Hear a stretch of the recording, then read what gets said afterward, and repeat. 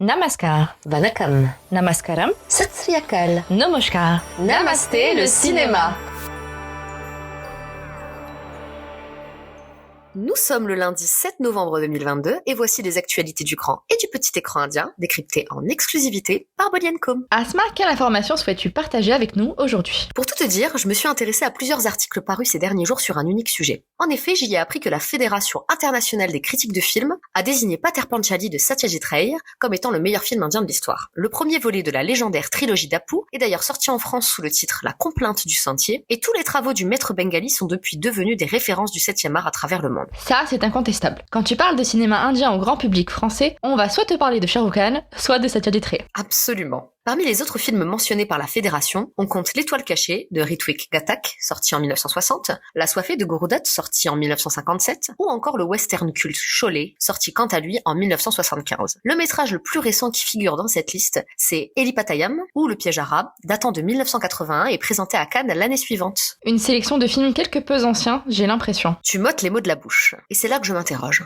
Car si tous les films cités sont bel et bien des chefs-d'œuvre qui ont marqué le cinéma indien, peut-on vraiment considérer que rien de mieux n'a été proposé depuis 1981 ? Cela ferait donc plus de 40 ans que toutes les industries cinématographiques indiennes réunies auraient baissé en qualité ?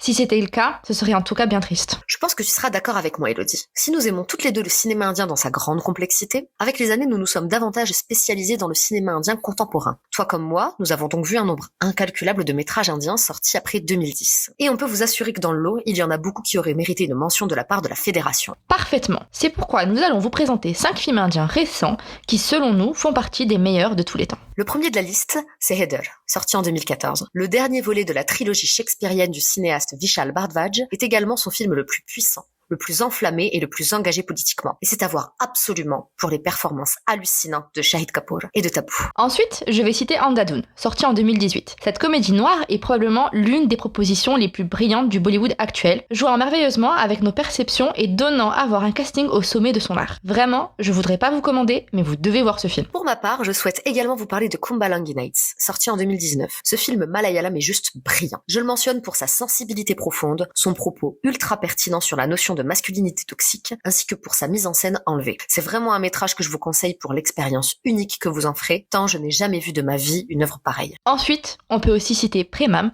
un autre film malayalam sorti en 2015. Ce drame romantique avec l'excellent Nivin Pauly est devenu une référence dans le genre et a depuis inspiré beaucoup de films qui ne sont cependant pas parvenus à recréer la magie instillée par la réalisation d'Alphonse Poutren ainsi que par la prestation impeccable d'une jeune débutante pas comme les autres, l'inarrêtable Sai Pallavi. Enfin, je vais porter mon dernier choix sur Pariyerum Perumal, sorti en 2018, car ce film social signé Mari Selvaraj est tout simplement poignant. Sa dénonciation frontale des discriminations faites aux personnes issues de basse caste vous arrachera le cœur, ni plus ni moins. Le métrage n'hésite jamais à illustrer toute la violence subie par ces communautés oubliées, et ça vous marque pendant très longtemps. On vous le rappelle, cette petite sélection ne peut évidemment pas être exhaustive. Ah, sinon le podcast durerait 8 heures. C'est ça. Elle est surtout purement subjective. Alors si vous avez d'autres films en tête qui auraient mérité d'être cités parmi les meilleurs de l'histoire du 7e art, n'hésitez pas à les partager en commentaire sur nos réseaux sociaux avec le hashtag Namasté le cinéma. Pour ce qui nous concerne, on va continuer de voir un maximum de films dans l'espoir de faire d'aussi belles découvertes. Et en ce moment, qu'est-ce qu'on peut visionner, Elodie ? Plusieurs sorties au cinéma sont à dénombrer cette semaine. Chez Friday Entertainment, on a droit à 3 films tamouls sous le signe de l'amour avec Love Today, Nitamaru Vanam et Coffee with Cuddle, tous en salle depuis le 4 novembre. De quoi ravir mon cœur de guimauve.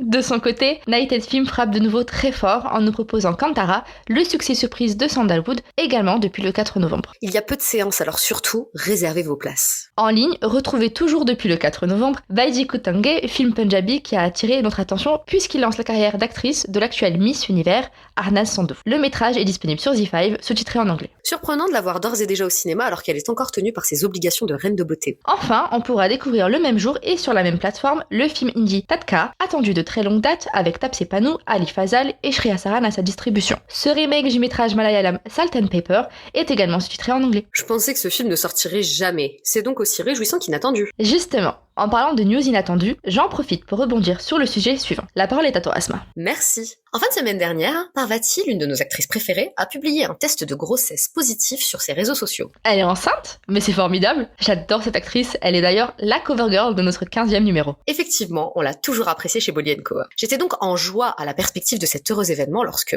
quelques minutes plus tard, je constate que Nithya Menon, une autre comédienne que j'affectionne, a effectué un post à l'identique. Même photo, même texte, même mystère. Non. Tu m'as bien entendu. Je me doute donc très vite qu'il s'agit d'un astucieux coup de pub pour un projet à venir. Quelques jours plus tard, la réalisatrice Anjali Menon fait une annonce qui confirme mes allégations. Attends.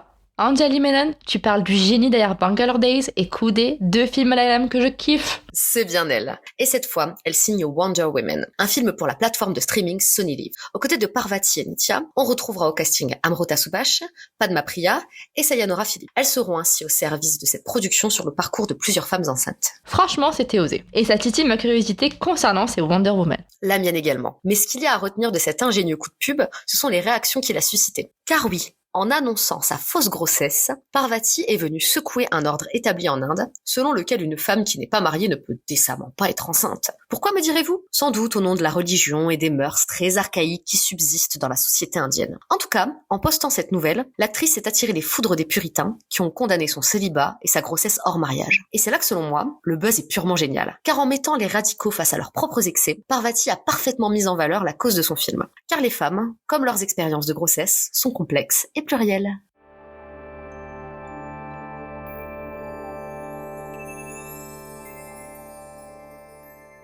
Et c'est tout pour aujourd'hui, merci de nous avoir écoutés. C'est sur la mélodie de Pipni tirée de la série Mismatched que l'on se quitte. L'occasion pour moi de vous rappeler que la 2e saison de ce programme romantique avec Prajakta Koli et Rohit Saraf est disponible sur Netflix.